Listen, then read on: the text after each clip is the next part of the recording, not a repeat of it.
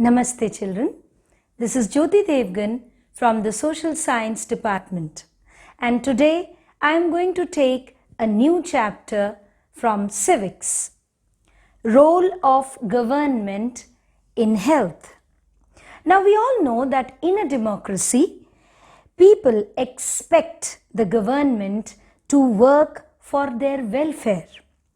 This could be through the provision of education, health, employment, housing, or the development of roads, electricity, etc. Now in this chapter, we are going to examine the meanings and problems related to health. So the very first question that comes to our mind is, what is health? Well, our ability to remain free from injuries and illness is called health. But there are some factors which affect our health too. For example, do we get clean, pure drinking water? If not, we are not healthy. Do we get a free environment? If not, we are not healthy. Do we get good food, everyone on earth? If not, they may fall sick. And we ought to remain free from stress.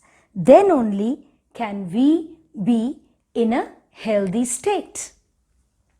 Now talking about the concept in India, or rather in the world, that has changed from fitness to wellness. Wellness meaning everything should be in accord with our health. Now talking about the health care in India, the table in your book explains that India has the largest number of medical colleges in the world, and it is among the largest producers of doctors. But on the other hand, most doctors settle in urban areas. People in rural areas have to travel long distances to reach a doctor. Then healthcare facilities have grown substantially over the years. In 1950, there were only 2,717 hospitals in India.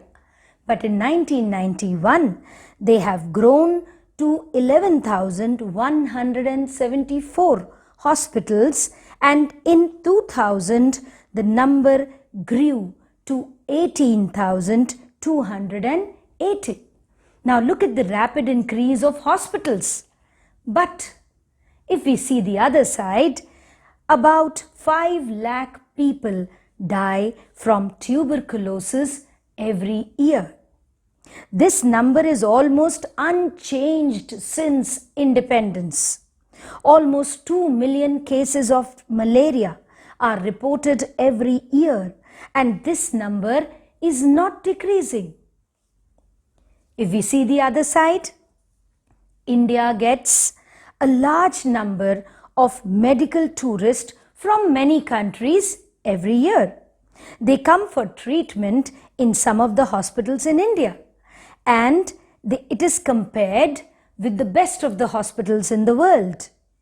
But in India, if we see the other side, we are not able to provide clean drinking water to all. 21% of all communicable diseases are waterborne. For example, diarrhea, worms, and hepatitis. Now India is the 4th largest producer of medicines in the world and is also a large exporter of medicines. But if we see the other side, half of all children in India do not get adequate food to eat, and they are undernourished. Now, in order to prevent and treat illness, we need proper medical facilities. We need health centers. We need hospitals. We need blood banks, ambulance services, ample doctors, nurses. Now we also need the medicines, proper equipments for treatment of these patients. All these things are required by us to remain healthy. India has a large number of doctors, clinics and hospitals. There's no dearth. The country also has a lot of experience and knowledge in running a public health care system. What is a public health care system? Where the patients are treated irrespective of high or low. This is a system of hospitals and health centers which is generally run by the government.